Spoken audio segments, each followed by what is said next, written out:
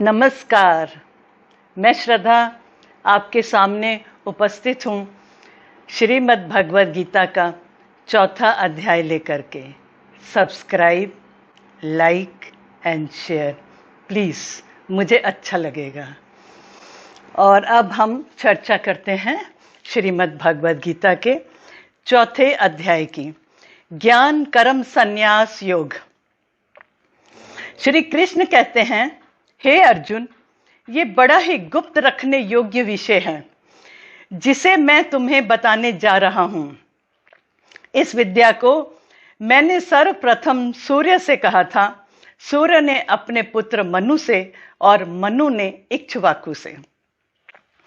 इस पर अर्जुन को संदेह उत्पन्न होता है। कहता है, भगवान, आपका जन्म तो इस काल का है, सूर्य तो बहुत प्राचीन से है, फिर ये कैसे संभव है? कृष्ण कहते हैं, हे अर्जुन, तुम्हारे और मेरे बहुत से जन्म हो चुके हैं, मुझे याद है और तुम्हें याद नहीं। मैं अजन्मा अविनाशी होते हुए भी समय समय पर अपनी योग माया से प्रकट होता हूं। यदा यदा ही धर्मस्य ग्लानिर्भवति भारत, अभ्युत्थानम् अधर्मस्य तदात्मानं सृजाम्यहम्। परित्राणाय साधूनां विनाशाय च दुष्कृताम्, धर्म संस्थापनार्थाय संभवामि युगे युगे।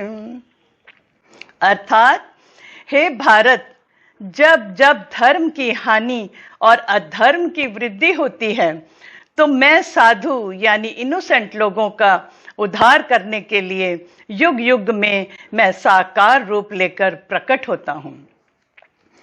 जो मनुष्य सब कर्मों का कर्ता ईश्वर को मानता है, वह मनुष्य बुद्धिमान है, वह उन कर्मों के फल को नहीं भोगता। जो व्यक्ति प्रत्येक स्थिति में संतुष्ट रहता है, ईर्ष्या को त्याग चुका है, दुख सुख में समान रूप से रहने वाला है, वह कर्मयोगी है।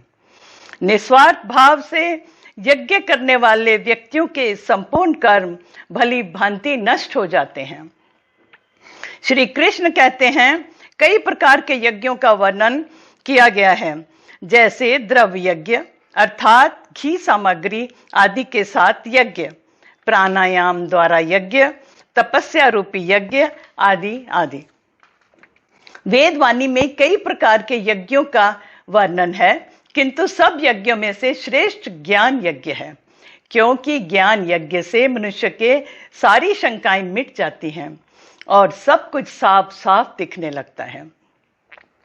उदाहरण के लिए, जैसे किसी स्त्री के पति की मृत्यु हो जाती है, वह बहुत दुखी रहती है, ना कुछ खाती है ना कुछ पीती है। ऐसे हाल में कोई उसे ज्ञान देता है कि देखो, जिसने भी जन्म लिया है उसकी मृत्यु निश्चित है। इस संसार में सबको एक दिन मृत्यु को प्राप्त होना है, तुमको, मुझको और सबको। यही सत्य है। किंतु आत्मा अमर है, उसकी मृत्यु कभी नहीं होती, कुछ भी नष्ट नहीं होता है, केवल रूप परिवर्तित होता है। यह सब सुनने के बाद उस स्त्री का जैसे दुख खत्म हो जाता है। इस संसार में ज्ञान के समान पवित्र करने वाला कुछ भी नहीं। हे अर्जुन, तुम अपने विवेक और ज्ञान से अपनी शंकाओं का निवारण करो, अतः कर्मयोगी होकर युद्ध करो। इस अध्याय के मेरे अपने निजी अनुभव इस प्रकार हैं। घर में इस अध्याय का पाठ किसी रोगी के लिए जबरदस्त उपचार है। It has a tremendous healing power. इस अध्याय का पाठ परिवार में खुशहाली लाता है। It brings happiness in the family. परिवार के लोग एक दूसरे का सहयोग करते हैं, समझदारी से एक दूसरे से जुड़ते हैं, जिसे कहते हैं फैमिली बॉन्डिंग। इसीलिए तो मैं कहती हूं श्री कृष्ण ही सच्चित आनंद है। हरिओम तत्सत, हरिओम तत्सत।